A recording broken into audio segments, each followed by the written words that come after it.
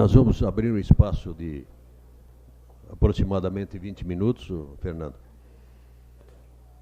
para que possa responder os questionamentos do requerimento 55 e depois nós teremos um espaço de até 5 minutos dos vereadores que quiserem se manifestar.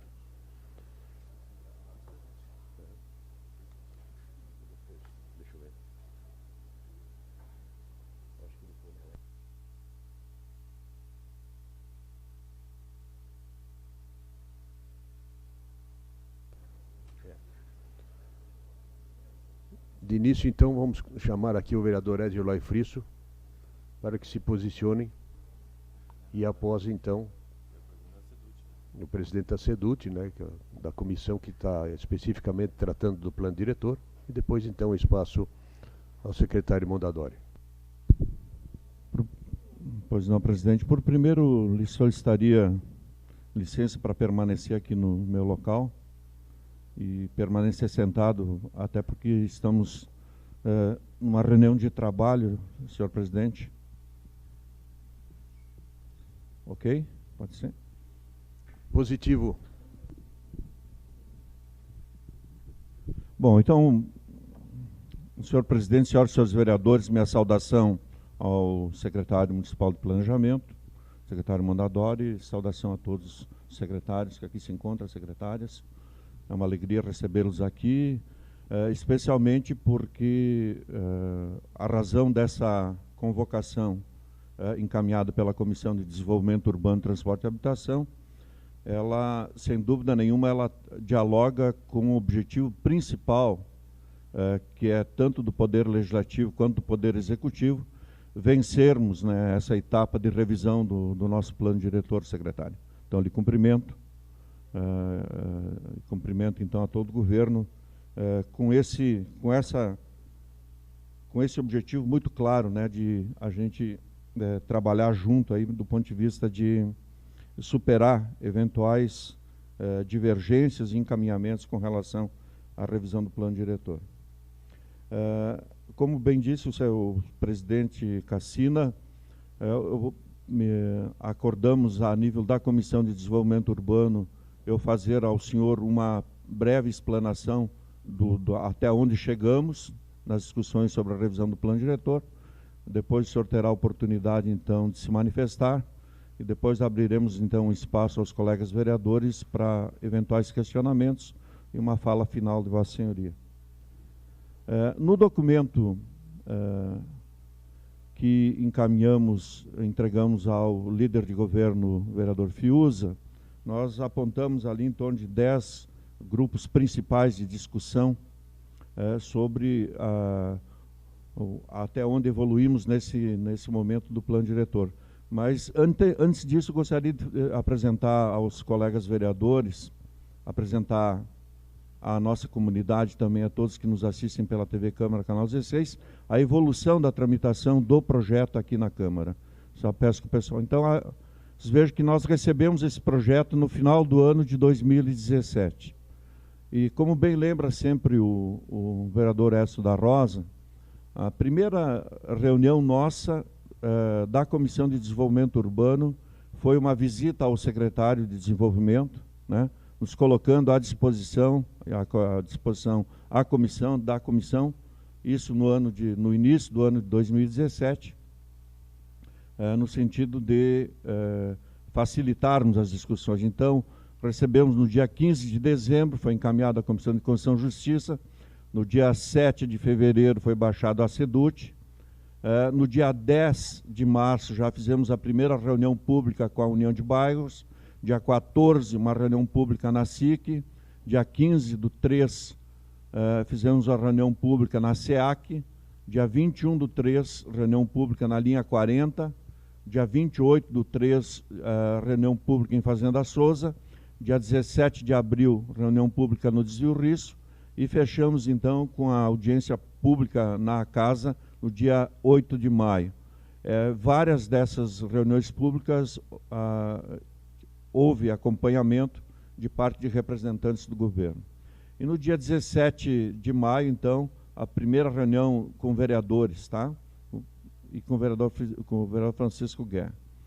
Na sequência, aí, dia 22 de maio, reunião com vereadores, SEDUT e demais vereadores, secretário e CEPLAN, aqui na casa, com a presença do secretário Mondadori. Dia 23,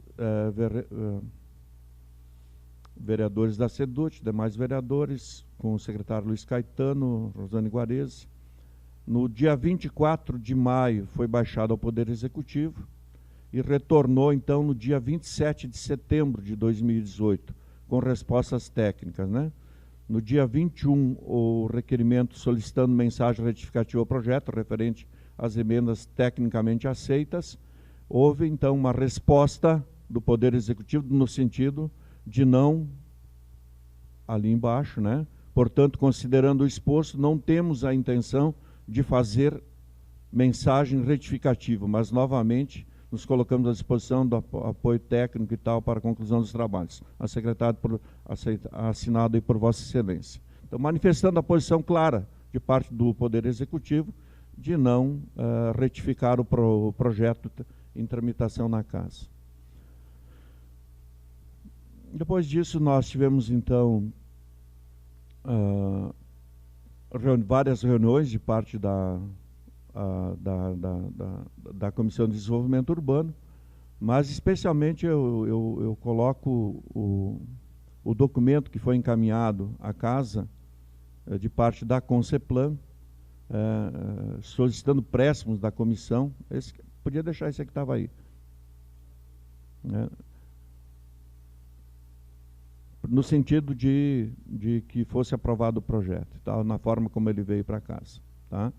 Então, eu quero deixar muito claro, assim, que de parte do Executivo, diferentemente do que Vossa Senhoria afirmou junto ao Jornal Pioneiro, não houve, mesmo com a intervenção do líder de governo, vereador Fiuza, aguardamos por mais de 30 dias a possibilidade de uma reunião de Vossa Senhoria com a sua equipe técnica com a comissão, no sentido de a gente tentar consensuar alguns dos problemas que nós estávamos vendo na discussão do plano diretor. E é importante aqui eu dizer de que as mais de 150 demandas que foram apresentadas do ponto de vista de alterar a mensagem retificativa que veio à casa, elas são demandas que vieram da sociedade, né? Na sua grande maioria. De parte dos vereadores, foram apresentadas em torno de 20 e poucas emendas, né? As restantes das mais de 150 foram demandas que surgiram nas reuniões públicas e na audiência pública, né? E, portanto, a comissão, obrigatoriamente, ela tem que se debruçar sobre essas propostas e tomar uma definição para apresentar um projeto ao plenário. Não podíamos fazer de conta que essas questões todas não aconteceram e passar por cima dessas demandas todas, né? Mas adotamos na comissão, secretário Mondadori, a definição de que buscaríamos, a partir dessas demandas, tentar consensuar com o Executivo do ponto de vista de se ganhar tempo.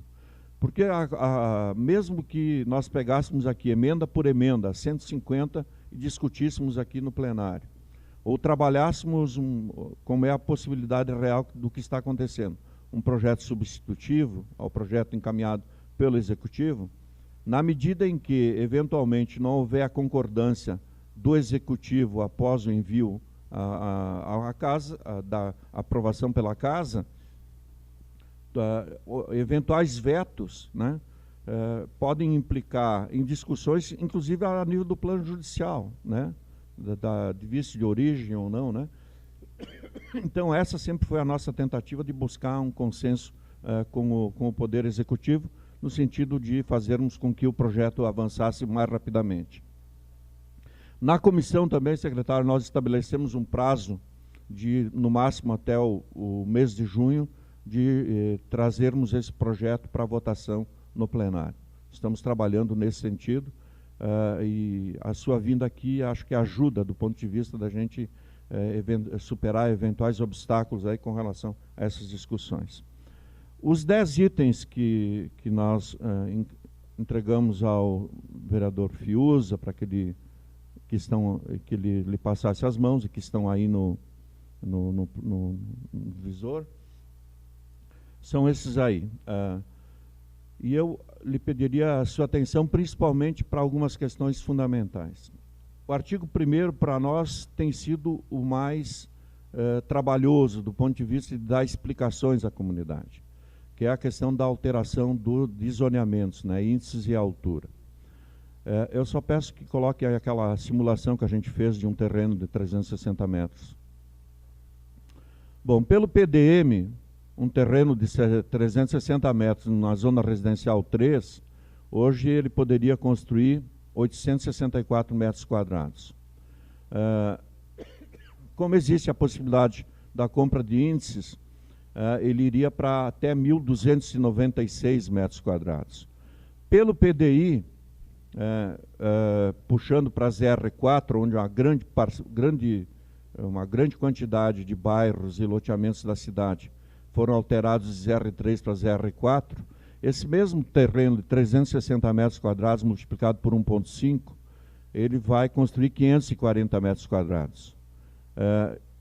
Comprando o índice, ele vai a 810 metros quadrados, né?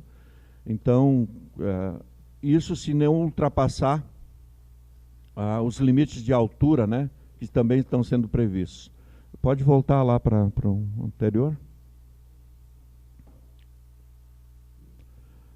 Então, ali na alteração dos índices, só a tabela de bairros que foram atingidos pela alteração. Aí, bom. Aí as propostas vamos pegar a zona residencial 3, que tu multiplica sempre por 2,4 o índice construtivo, né? Se a gente for ver o PPDI até San Siro, pode subir um pouco. Até San Siro ali. Já apareceu San Siro? Não, perdão. Mais um pouquinho. Até San Siro, aí permanece tudo igual. Dali para baixo, ó, pegando Charcas, Interlagos, Delázer, Jardelino Ramos, Salgado Filho, São Caetano, Esplanada, Kaiser, Nossa Senhora das Graças, Galópolis, Planalto, São Virgílio, parte, Cruzeiro, parte, Bela Vista, parte, Diamantino, parte, Presidente Vargas, São Cristóvão, parte, Ana Rec, parte, Forqueta, parte, Cidade Nova, também parte, Cinquentenário, parte, Nossa Senhora da Saúde, Linha 40, São José, Pioneiro, Pôr do Sol, Centenário, Santa Fé, até São Jácome, aí terão alterados, então, os índices construtivos, passando de 2,4 para 1,5, que é a previsão Portanto, com aquela simulação que eu apresentei antes, todos esses terrenos situados nesses locais aí terão uma redução de pelo menos 1/3 da sua capacidade construtiva. Aí embaixo nós temos o zoneamento pelo plano diretor e o zoneamento proposto, os dois mapas, né? O zoneamento proposto pelo PPDI, com alterações profundas. Veja-se aí que, se pegar aí a proposta do PPDI, essa parte em amarelo mais fraquinho, aí é o que restou, então, de zona residencial 3, né? E toda essa parte achurreada aí com amarelo um pouco mais forte, um pouquinho mais forte, passou para 1,5, né?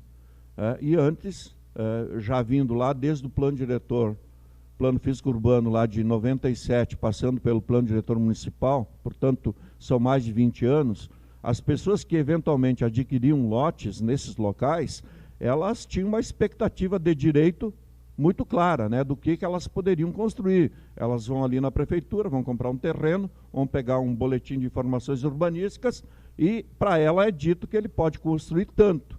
A partir da aprovação desse plano, e é aqui que eu chamo a sua atenção, secretário, é que na comissão surgiram várias propostas do ponto de vista de como encaminhar. Em tese, ninguém é contra a alteração. Tá? Na medida em que, pelas próprias palavras da sua assessoria, engenheira Rosane Guarese, o critério de densificação mais central, de média densificação e de baixa densificação, nós compreendemos a proposta, tá? Do ponto de vista que está apresentada no PPDI. Mas a modificação, veja-se que ela trabalha em cima de uma lógica que já vinha há pelo menos 20 anos, né, do ponto de vista do mercado de imóveis na cidade. Não se mexe com interesses grandiosos. E aí, nesse sentido, surgiram várias propostas. A exemplo da consultoria, a delegação das prefeituras municipais, que estranhou de, por exemplo, não ter um tempo de transição para sair de um zoneamento para outro. Tá? Outras propostas surgiram para nós na comissão, como, por exemplo, bom, por que não deixa tudo igual, 2.4, e trabalha com a redução, do ponto de vista da densificação, na questão da compra de índices. Por exemplo, permite a compra de índices na zona residencial 3 proposta, na nova planta, e na parte anterior, que não era, que estão propondo agora a redução para 1.5, manter o 2.4, mas não permitir a compra de índices. Era uma lógica diferente do ponto de vista de se trabalhar. Outra lógica, que foram colocadas principalmente por engenheiros ouvidos, por que não manter 2.4? Tá? Por que não manter 2.4 como está? E nessa parte central, onde se pretende uma densificação maior, simplesmente se alterar para cima o índice construtivo, 2.4 para 2.6, 2.8, 3.0. Nós temos cidades no Brasil que, como há o incentivo à densificação, tem índices de 3.6, né? 3.6. Ao mesmo tempo, uma questão fundamental que está sendo colocada principalmente pela construção civil é a limitação de altura, né, dos prédios, né? Veja-se que a altura maior de 75 metros vai limitar e voltar a uma velha discussão do plano diretor de 78, né, que era a limitação de andares, né, que se evoluiu no plano de 97, no plano de 2007, que a questão da definição da altura dos prédios estava vinculada à questão da largura da rua, ao tamanho do terreno, assim por diante, né, com outros critérios mais modernos do ponto de vista de definir a altura de ruas, né? Então, nós estamos limitando em 75 metros a altura na zona mais possível de construir, mesmo que tu compre índice, tu tem um limitador que, mesmo com índice, tu não pode ultrapassar 25 hectares. Né? Então, essa é uma questão que também está muito discutida a nível da comissão, em razão das demandas apresentadas, de se retirar, né, a questão do limite de altura e deixar que a fórmula defina o valor, o tamanho do prédio, na medida em que está vinculado ao tamanho do terreno e à questão da largura da rua. Pode voltar para os pontos ali. Bom, então, nessa questão da alteração do zoneamento, essa mesma questão vale para a proposta do ZR5, né, o novo zoneamento proposto, onde tu tem ali uma limitação de altura dos prédios em ZR4 36 metros e 54 metros, né? Então, a diferença fundamental entre o ZR3 e o ZR5 é basicamente a altura dos prédios, né? De 75 para 54 metros. Né? Já no ZR4, né, que seria toda aquela parte que foi alterada, né, incluindo aqueles bairros todos que eu falei, São José, bairro Cruzeiro, Salgado Filho, que estão sendo alterados, se partiria então para um limite de altura de 36 metros. Isso, a grosso modo, daria em torno de 12 andares. Né? No ZR5, daria com 54 metros, a grosso modo, assim, 18 andares. Então, se estabeleceria 3 tipos de prédios, né? Um de 25, um de 18 e um de 12. Pode voltar? Então, são essas as questões que estou lhe formulando, secretário, com relação ao principal item, né, na questão. Na questão da redução e ampliação do perímetro urbano, de parte da comissão, não existem grandes divergências. O que existem é demandas, secretários, pontuais, né? Em alguns locais específicos, final da Estrada dos Romeiros, da manutenção do perímetro urbano, final ali da Parada Cristal, de manutenção do perímetro urbano, em razão já de empreendimentos que estão, de parcelamento de solo ali, que estão em adiantados estudos e tal. E algumas questões pontuais lá, por exemplo, quem vai a Santa Justina, alguns parcelamentos. Mas aí a pergunta que nos foi colocada, secretário, do ponto de vista nessa discussão, reduz ou não reduz o perímetro, ela está diretamente vinculada à questão, para nós, que é o último item, o item 10, que é a zona de expansão urbana, né? Porque, ao invés de simplesmente se reduzir o perímetro, simplesmente não colocar essas propostas que estão colocadas pelo Executivo de Redução, se transformar em zona de expansão urbana, atendendo, então, os interesses, principalmente, daqueles agricultores, onde a gente sentiu mais, ali da linha 40, né, que querem retornar a ser área rural. Portanto, estariam preservados aí os seus direitos, seus interesses, né, de não ter que, eventualmente, se cadastrar para a cobrança de IPTU. Que, na realidade, essa é a briga que está por trás, né? E, de outro lado, a gente tem toda uma discussão ali se essas áreas elas devem permanecer colocadas ali para especulação imobiliária futura, né, sem atividade rural nenhuma, né? Porque se tivesse atividade rural, mesmo estando na área urbana, né, com talão de produtor, não haveria problema nenhum com relação à questão do IPTU.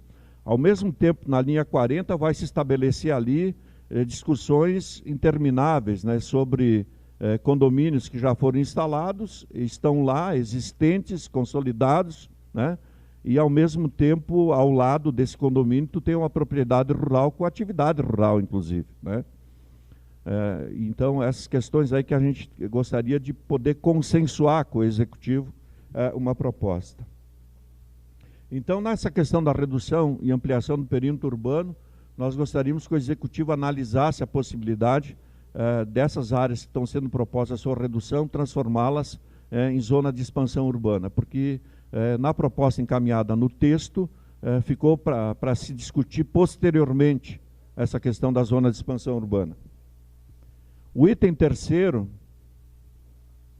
trata aí da questão da bacia de captação de Galópolis, que é uma demanda principalmente na área da maternidade ali, por conta de que Galópolis hoje é abastecida pelo sistema faxinal. E essa represa ali de Galópolis, ela enfrenta 1000 problemas, né? Qualquer temporal ali fica fora de funcionamento, né? Então, o investimento do SAMAI aí para recuperar esse pequeno espaço que foi gravado como zona de interesse de águas, ele, na realidade, ele está trancando a expansão da cidade, especialmente ali na região da Vila Lobos, né? Vila Lobos e Vergueiros. Bem na divisa com a Vila Lobos, logo em seguida ali nós temos a região da maternidade, que é essa região atingida pela bacia do Galópolis. O entendimento nosso é de que essa bacia ela não tem mais justificativa nenhuma para permanecer gravada, né, na medida em que o abastecimento de toda a região de Galópolis e mesmo desse grande loteamento irregular que tem lá do Alto de Galópolis, vai se dar pelo faxinal, indo ali pelo bairro Bela Vista, né? Não vai ser, como está do outro lado da BR-116, né, essa parte aqui da direita, essa bacia de proteção aí de Galópolis, ela fica em cima do morro de Galópolis, ali à direita, tá, pessoal? Para quem não se localiza, né? Quem desce a BR, a parte direita em cima do morro lá, que faz divisa lá com a terceira légua lá atrás. Então, nós temos uma demanda de extinguir essa bacia. Pode voltar ali?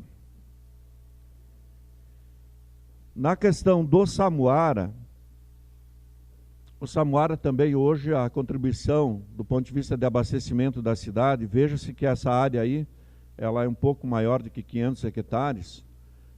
Essa área aí é mais ou menos idêntica à área que desapropriamos quando eu estive à frente da direção do SAMAI, ali no Marrecas, né? aquela fazenda que foi desapropriada, ali ela tem 500 hectares, né?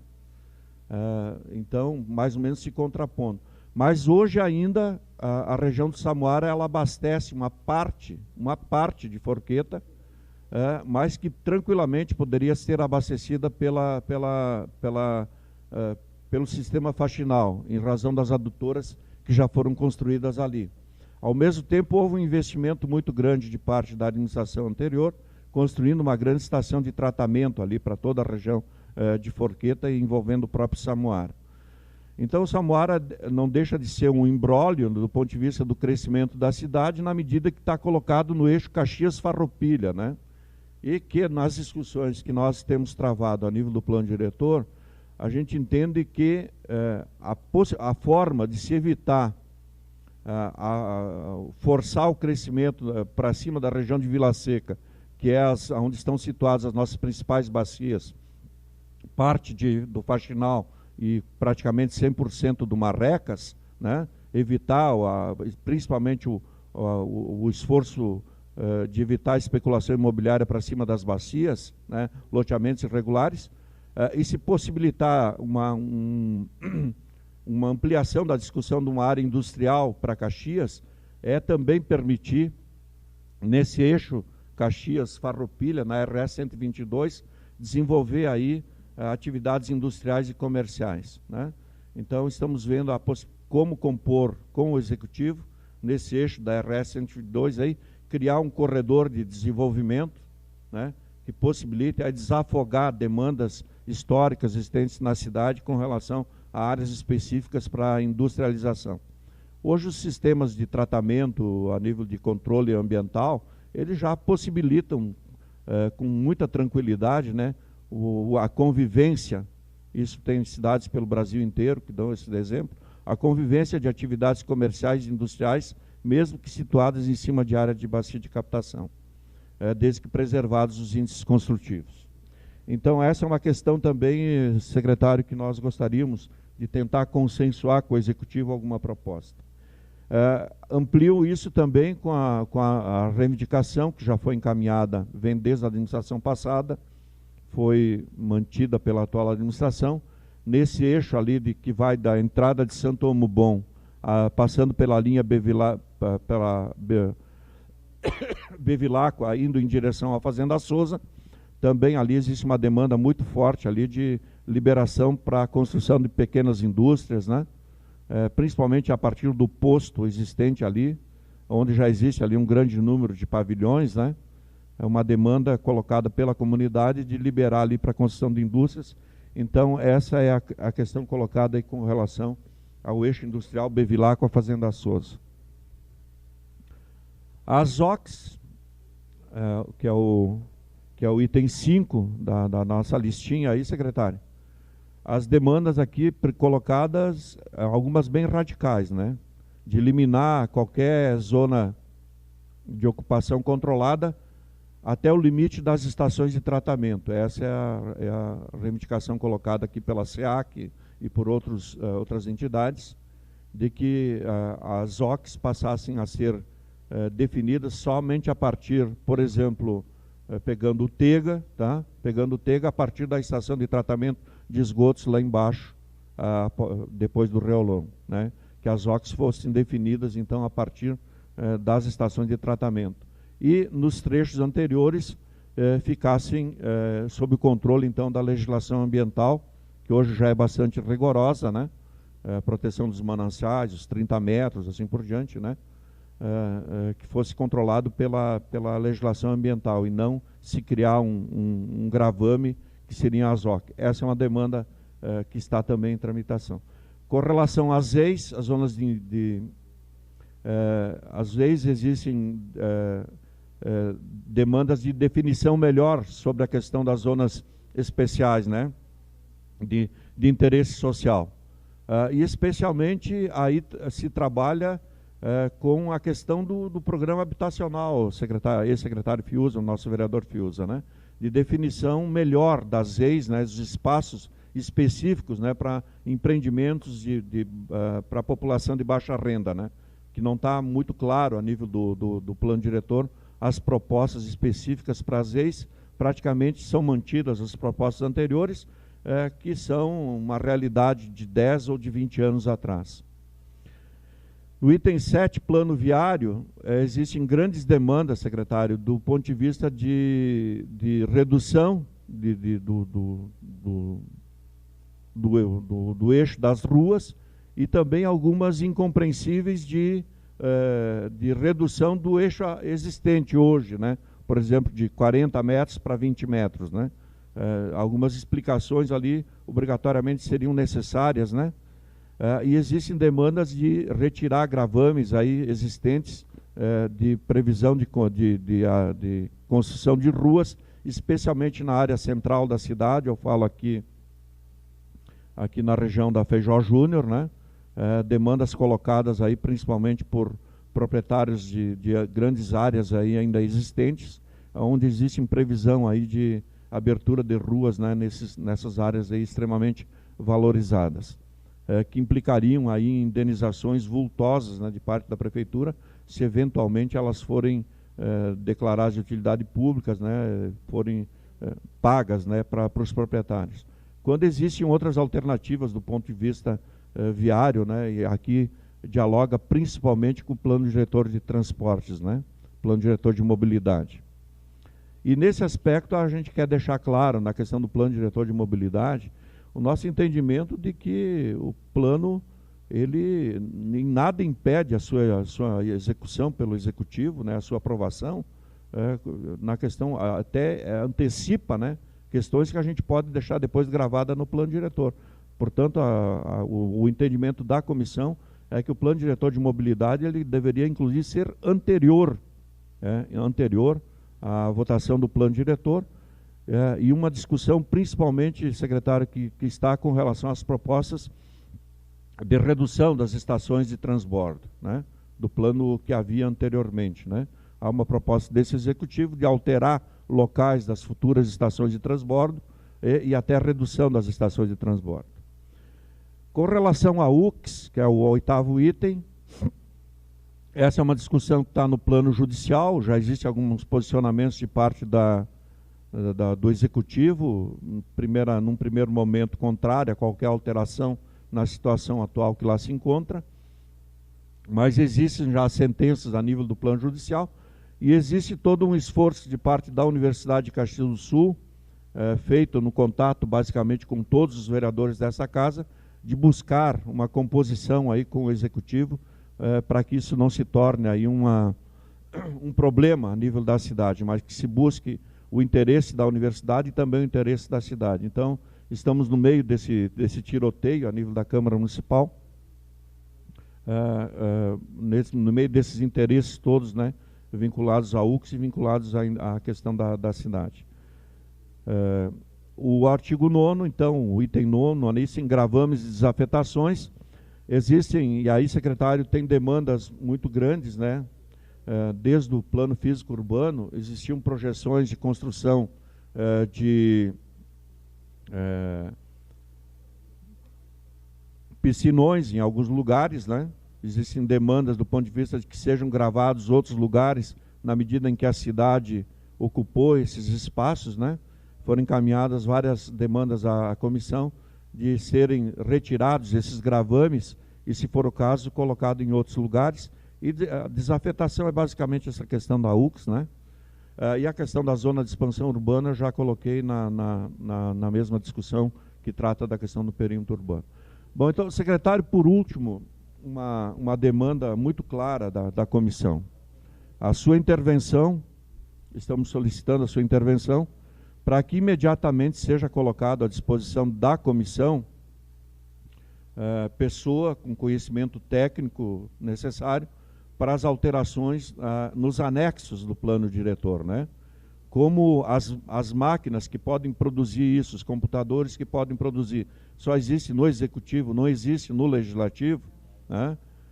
Nós gostaríamos que o senhor colocasse, encaminhamos um expediente nesse sentido, técnico responsável, com equipamento necessário, né, para a gente poder proceder às alterações que eventualmente a comissão entender possíveis, né, das propostas que foram encaminhadas nos anexos do plano diretor, porque hoje nós não temos condições de alterar os anexos.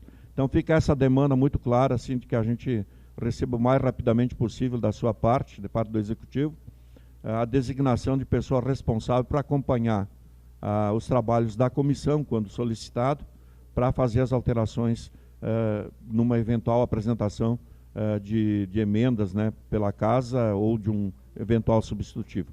Eram essas questões, resumidamente, que colocamos. Desculpe me estender no tempo, mas foi o que acertamos a nível da comissão, acertamos com a mesa, que eu faria essa exposição inicial, para que deixasse bem claro aí que nós, absolutamente, a Câmara não está, não quer, não vai atrasar a discussão do plano diretor.